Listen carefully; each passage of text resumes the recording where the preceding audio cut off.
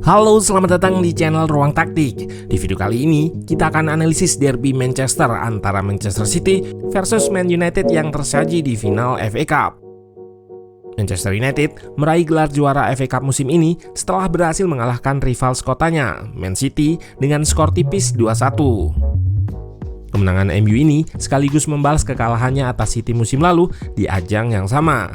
Seperti biasa, City mendominasi momentum dan ball possession yang mencapai lebih dari 74%. Namun, MU yang sengaja melepas possession bisa lebih mengontrol pertandingan, terutama di babak pertama. Game plan MU yang lebih banyak bermain reaktif dengan blok pertahanan kompak di tengah tidak memberikan ruang bagi Man City untuk menyerang melalui tengah dan memaksanya bermain melebar.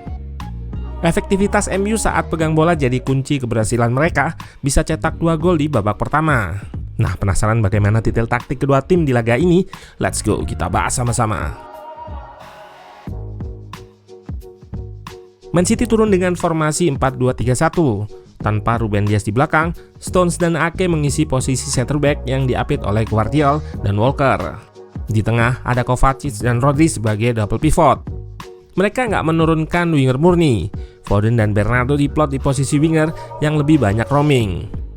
Haaland sebagai striker dan Kevin De Bruyne di belakangnya. Sementara itu, MU juga turun dengan formasi yang sama. Lini belakang diperkuat oleh Lisandro Martinez dan Varane, bersama Wan-Bissaka di kanan dan Dalot yang digeser ke kiri. Duo Amrabat dan Mainoo sebagai gelandang jangkar di lini tengah. Lini depan, MU nggak menggunakan striker murni. Di atas kertas, Bruno Fernandes diplot sebagai false nine, lalu di sisi sayap ada 2 winger cepat, Rashford dan Garnacho.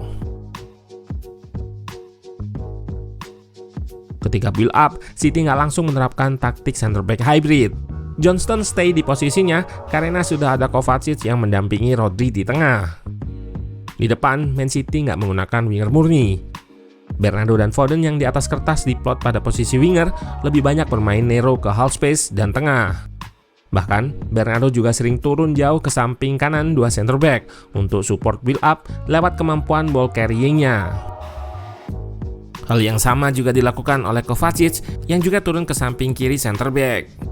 Dengan pergerakan ini, 2 fullback City akan lebih naik untuk jaga kelebaran di sisi sayap. Game plan MU di laga ini adalah sengaja melepas possession, lebih banyak bertahan, dan akan melakukan serangan dengan efektif, quick transition football. Ketika build up, MU sering menerapkan struktur pertahanan medium block, 4-2-4-0, tidak ada striker sebagai pressure di depan. Bruno, McTominay, Garnacho, dan Rashford akan berdiri sejajar dan narrow, guna menutup jalur progresi ke tengah. Saat menerapkan medium block ini, MU akan ngepres saat ada trigger atau pemicu, yaitu ketika pemain City melepaskan umpan ke center back di tengah. Bruno Fernandes jadi pemain yang berperan untuk mengawali pressing MU ini. Bagusnya, pemain MU terlihat sangat hati-hati saat menerapkan pressing trigger ini. Eksekusinya dilakukan tidak terburu-buru. Terlihat di sini, Garnacho mempertahankan posisinya dan tidak melakukan pressing karena ia melihat ada 2 pemain City di dekatnya. Selain itu, Bruno juga cepat reshape kembali ke posisinya setelah melakukan pressing. Di belakang 4 pemain yang sejajar di depan, ada 2 pivot MU, Mainoo dan Amrabat yang melakukan man marking terhadap Kevin De Bruyne dan Foden ketika berada di koridor half space. Haaland juga dimarking oleh 2 center back MU, Varane dan Lisandro Martinez.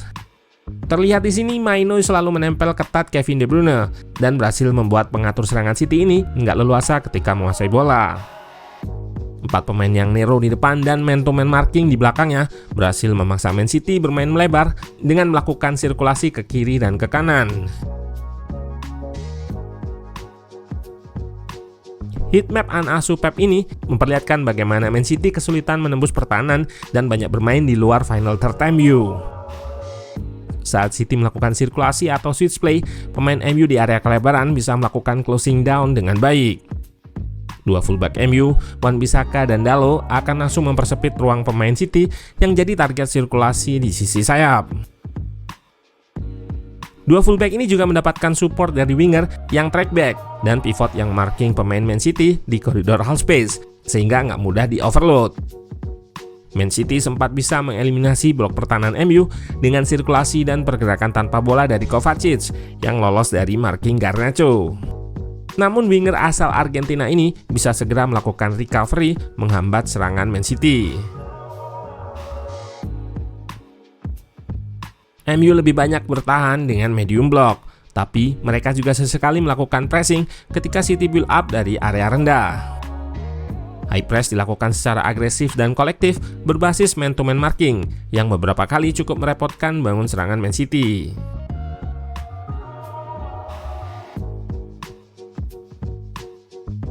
Pada laga ini, Ten Hag gak menurunkan striker murni. Bruno yang diplot jadi false nine sering turun ke tengah dan serangannya akan bertumpu ke Rashford dan Garnacho yang mengekspos ruang di belakang backline Man City. MU bermain efektif saat menguasai bola.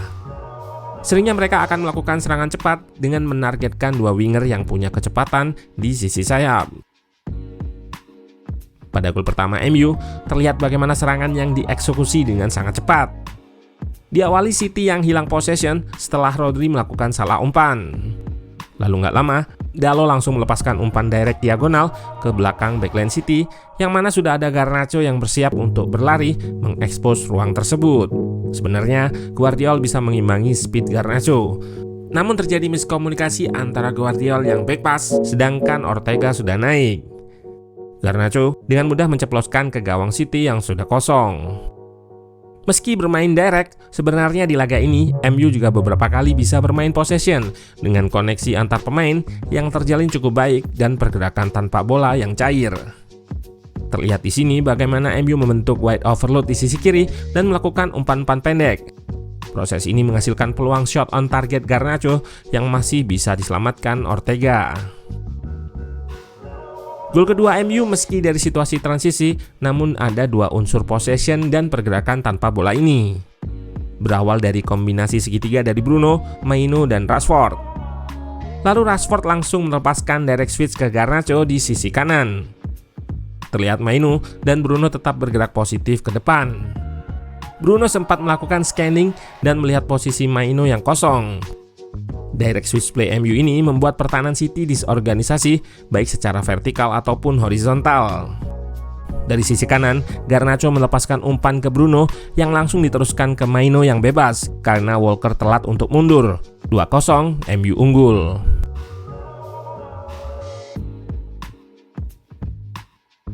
Pada babak kedua, Pep melakukan perubahan dengan menarik Kovacic digantikan oleh Akanji. John Stone didorong ke tengah memainkan perannya sebagai center back hybrid. Pep juga langsung memasukkan winger murni, Jeremy Doku, yang tentunya lebih ofensif dibandingkan Gvardiol yang di babak pertama mengisi area kelebaran di sisi kiri. Doku punya keunggulan 1 versus 1 yang bisa merepotkan Wan-Bissaka lewat skill dan eksplosivitasnya. Selain itu, kelebihan dari Doku adalah bagaimana dengan skillnya ia bisa menarik 2 atau lebih pemain MU dan menemukan celah sempit untuk melepaskan umpan ke kotak penalti. Aksi Doku ini sempat menghasilkan peluang Haaland yang membentur mistar. Man City juga lebih banyak melepaskan tendangan dari luar kotak penalti, namun bisa dimentahkan oleh Onana. Pada pertengahan babak kedua, Pep memasukkan Alvarez yang lebih punya naluri mencetak gol.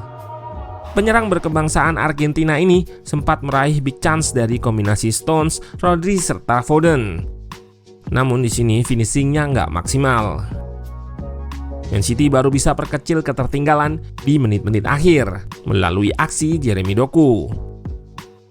Mereka menumpuk banyak pemain di dalam kotak penalti yang juga menarik banyak pemain MU sehingga terbuka ruang di depan kotak yang bisa dimanfaatkan oleh Doku untuk melepaskan tembakan ke tiang dekat yang gagal diantisipasi oleh Onana. Gol Doku menjadi gol penutup di laga ini. City gagal kejar ketinggalan dan skor 1-2 bertahan hingga laga berakhir. Di tengah isu pemecatannya, Ten Hag berhasil meramu taktik jitu yang ampuh untuk mengalahkan Man City dan mengantarkan MU meraih gelar FA Cup. Taktik defense counter dan quick transition ini bisa tereksekusi juga lantaran pemain MU nggak egois dan mampu menyelesaikan dengan finishing yang klinis.